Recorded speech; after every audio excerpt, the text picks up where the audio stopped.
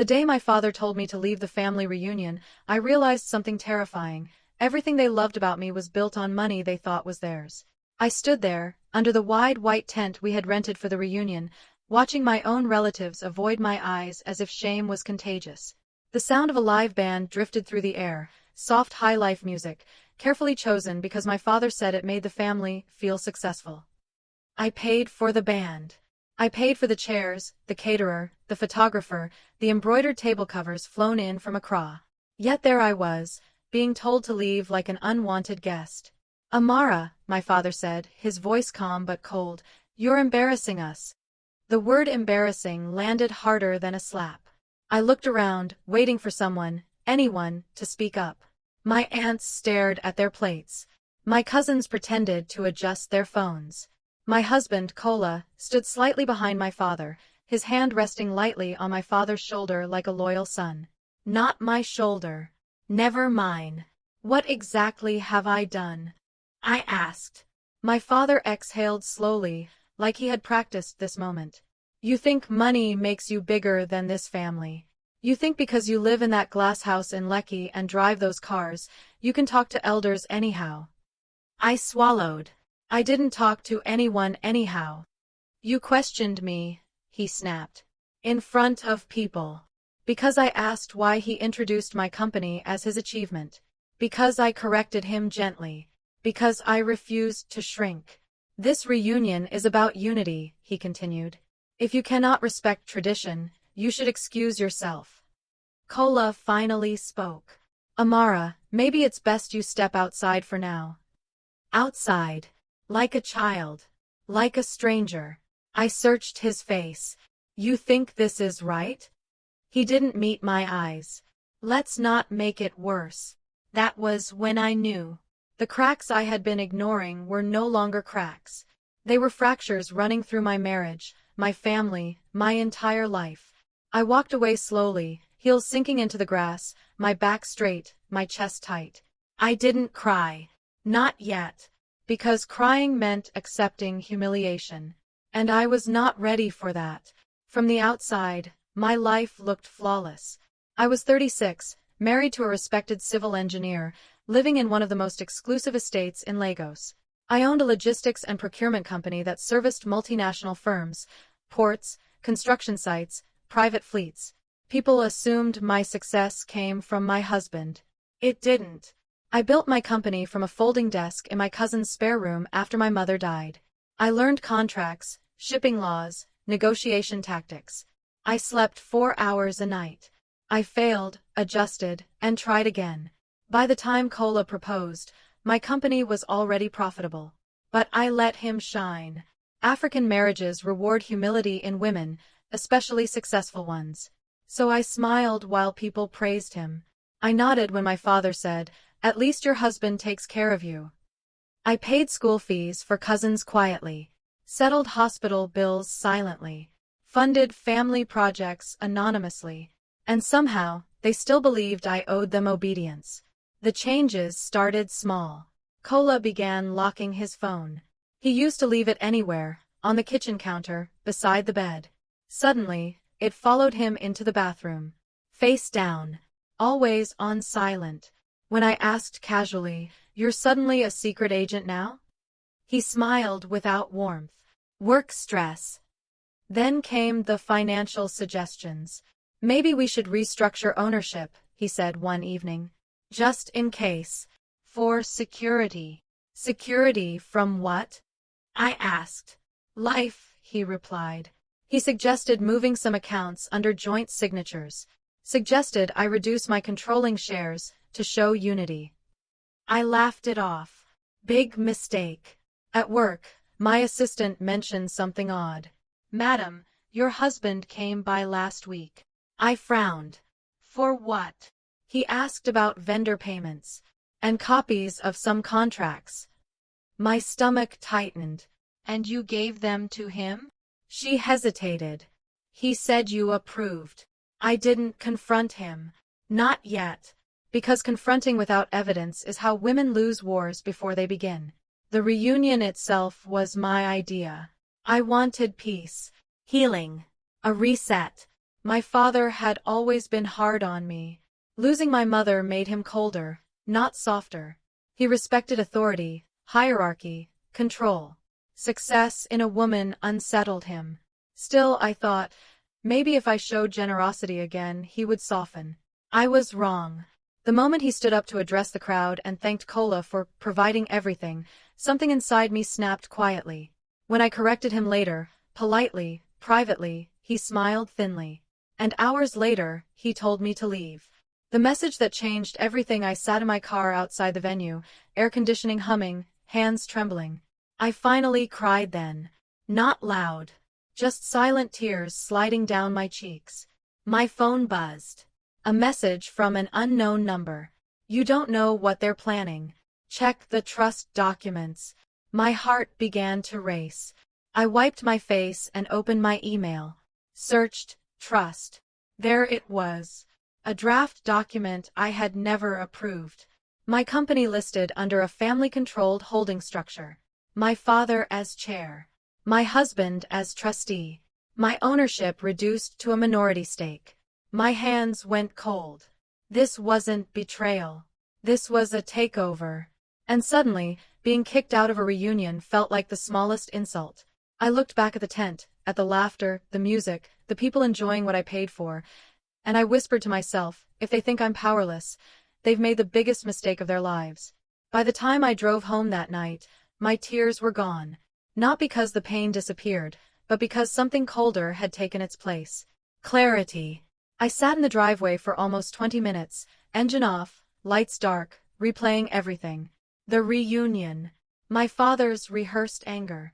Kola standing beside him like a loyal soldier. The message. The trust document. This wasn't emotional impulsiveness. This was coordinated. And coordination takes time. Which meant the betrayal started long before that day. I didn't confront anyone. That was the first smart decision I made. Instead, I became quieter, softer, almost invisible. That night, when I walked into the house, Kola looked up from his phone. "You're back early," he said. "They asked me to leave," I replied calmly. He frowned, performing concern. "Ah, I told you not to challenge your father in public." I nodded. "You're right." His shoulders relaxed. That reaction told me everything. A man who believes he has already won stops being careful.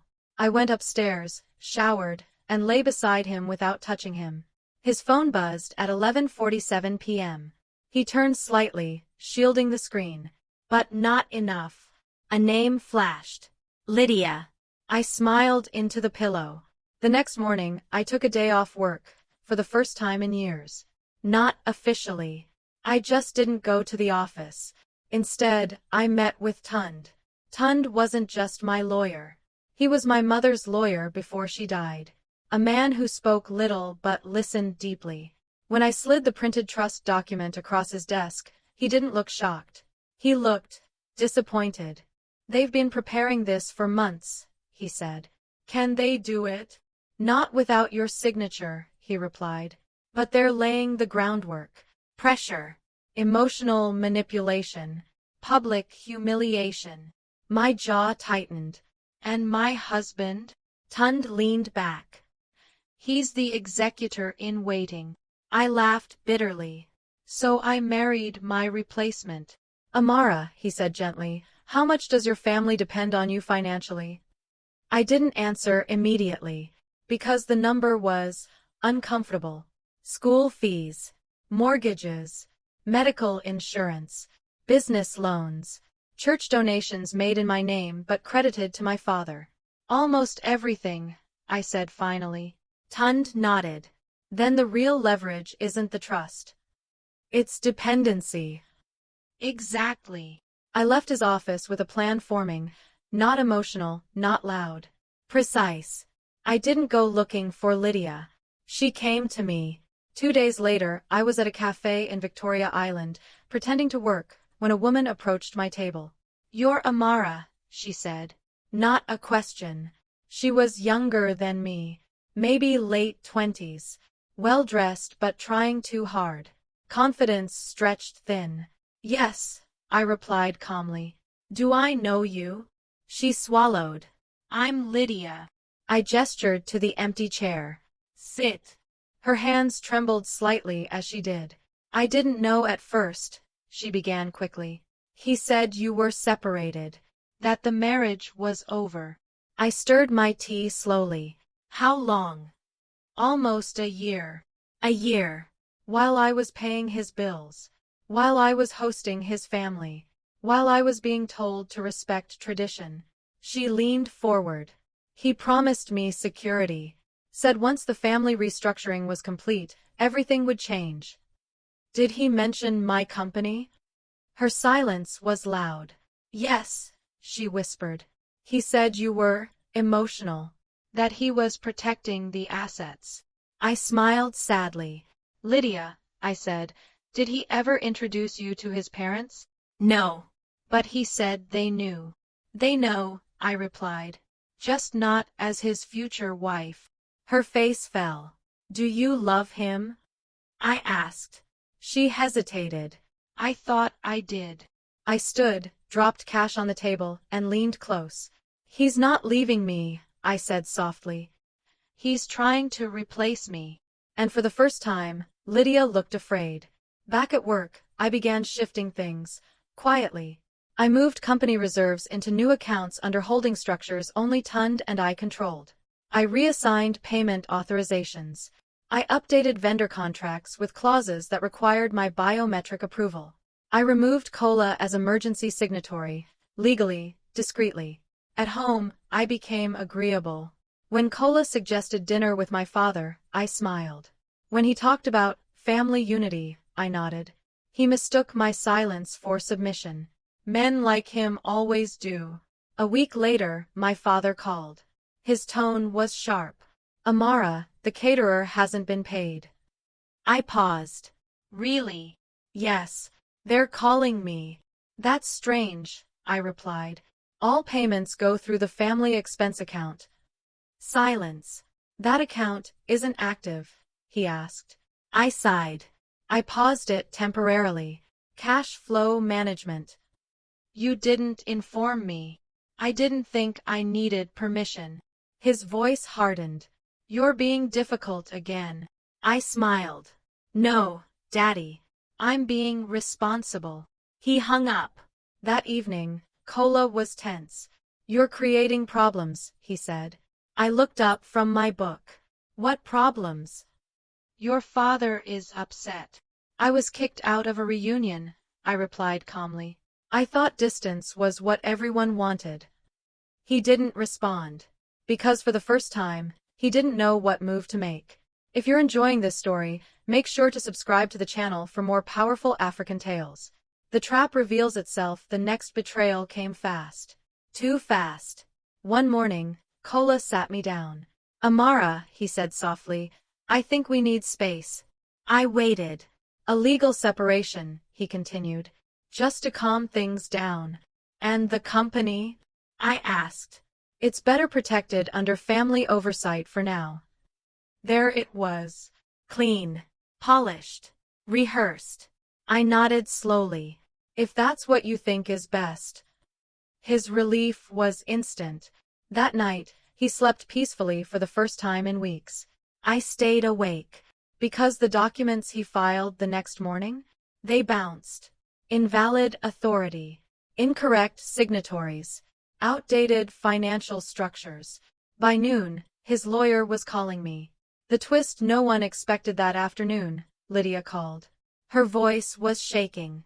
He proposed, she said. I closed my eyes. When? This morning. I exhaled. Did you say yes? There was a pause. No, I smiled. Good, I said. Because tomorrow, everyone finds out who really owns everything. She whispered. What do you want me to do? I looked out at the Lego skyline, glass and steel reflecting the sun. Nothing dramatic, I replied. Just tell the truth, when the time comes. I hung up, heart steady. They thought they were erasing me. They didn't realize. I was about to erase their illusions instead. The morning everything collapsed for them began like any other Lagos weekday, traffic humming, horns arguing, the city pretending nothing special was about to happen. But by noon, my family name would feel different in their mouths. Heavier. More dangerous. The day I canceled everything, I didn't wake up angry. That surprised me. I woke up calm. The kind of calm that only comes when a decision has already been made and accepted. I dressed simply, cream blouse, tailored black trousers, low heels. No jewelry except my wedding ring, which I still wore not out of love, but strategy. Kola watched me from the doorway. "You're going to the office?" he asked. "Yes. You seem relaxed." I smiled. "So do you." He nodded, satisfied. He thought the storm had passed. Men like him mistake silence for surrender. I picked up my bag and walked out of the house knowing it was the last time I would ever leave as his wife. At exactly 9:07 a.m., my phone rang. "Daddy." I answered cheerfully. "Good morning." "Amara," he said sharply, "the school just called me." "Which one?" "Your cousin Ifyananya's boarding school. Her fees." I waited. "They said the account bounced," he continued. "That must be a mistake." "No," I replied gently. "It's not." Silence. "I canceled the payment." His breathing changed. "Why would you do that?" "Because I was kicked out of a family reunion," I said calmly. "By the same family that expects me to pay its bills."